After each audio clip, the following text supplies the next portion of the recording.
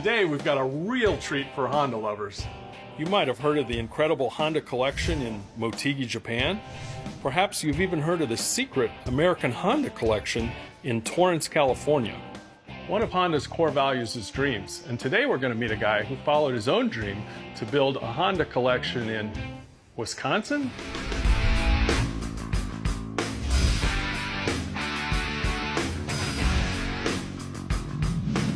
Well, the idea of a Honda car collection came about not that long ago. I was only going to buy old Hondas that had some connection to my racing history. So the first one I bought was a Honda CRX SI. We had a lot of success with the 4th Gen Prelude, so that was a must-have.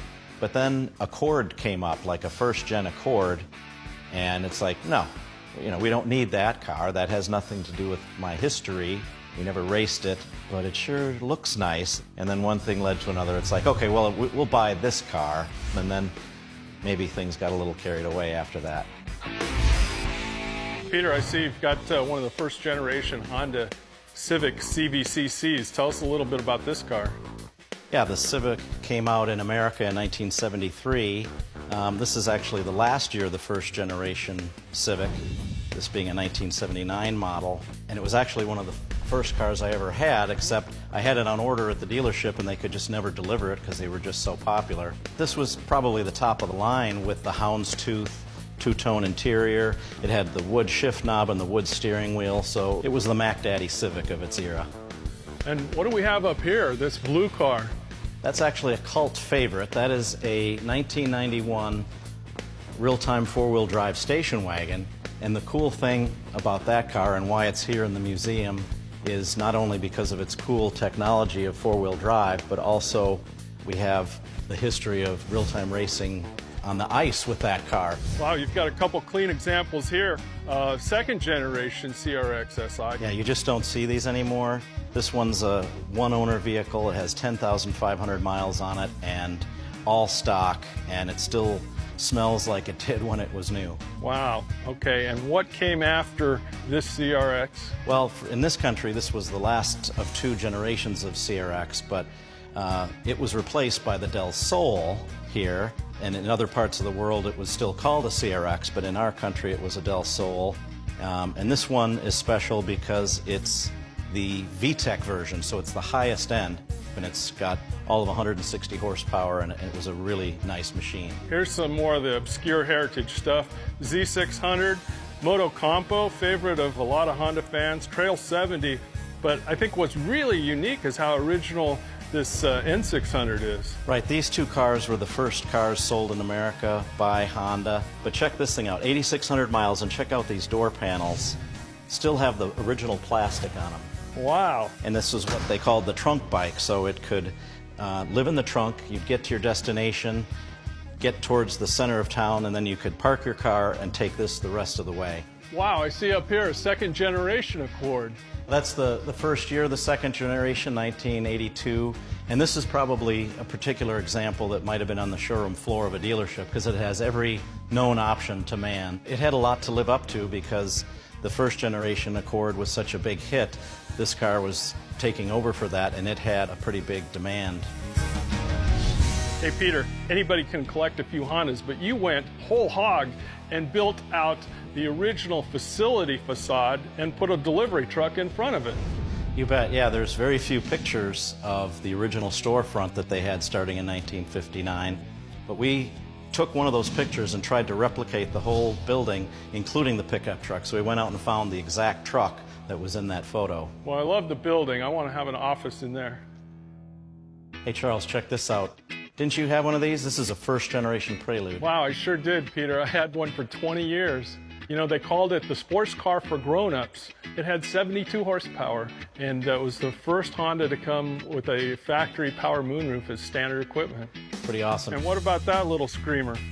This is Civic SI, and it has the double wishbone 160 horsepower, 8,000 RPM engine, and definitely one that's very hard to find in the marketplace, especially in stock trim.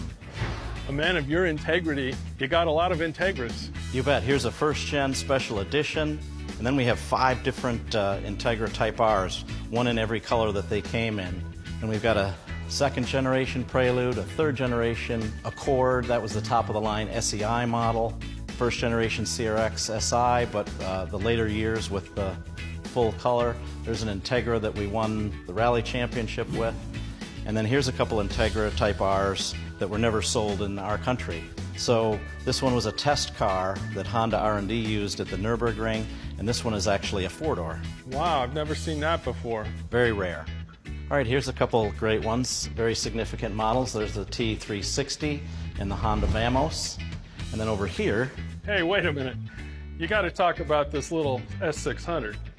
Well, this is a very special car. This was a one family of ownership vehicle. They never sold them in the States. They sold them in other markets, including Canada. So this is a left-hand drive one, way ahead of its time. A water-cooled 606cc engine, double overhead roller bearing cam, 4 carburetors, making 57 horsepower. So that's almost 100 horsepower per liter, which is pretty incredible for that era. Wow, and what was the RPM on this motor? Actually, the red line was 9,500 RPM, which is the highest red line of any production car ever sold. And this is the coupe model. How many of these did they make? This is a 1966. They made 281 coupes that year out of a total production of the S600 line of 1,600. Incredible. All right, well, we only have 4 cars in our showroom, and certainly 4 very significant cars, but this first generation Honda Accord could be the most significant car in the whole collection. You know, when the Civic came out in '73, that made a big impact in the American marketplace, but it wasn't until 1976 when the big Honda, they called it, came out, did it really put the American landscape into a different perspective. And this car is almost completely unused. And check out this engine room. You want to know what a 1981 Honda Accord looked like in 1981? There it is. That's amazing. Just unbelievably rust-free and in incredibly mint condition. And how many miles? 4,600. Wow, it's time for the first oil change. Obviously, the Honda brand is very special to me, but it's because the cars are so special. They have emotion, they have technology, they have reliability, they have performance. Just so many things on the list that you can check off that makes a car great. We've been racing Hondas for 32 years. Real-time racing has been around that whole time. Well, for me personally, my list of championships, I've had 7 World Challenge championships, but we had other drivers that won 7 more. So Real-time has won 14 World Challenge championships in the 26 years we've been competing in that series. And then to see the road-going versions and some of the race cars, to have them close by is a lot of fun and helps you wake up in the morning to know that you get to come in and spend time with them.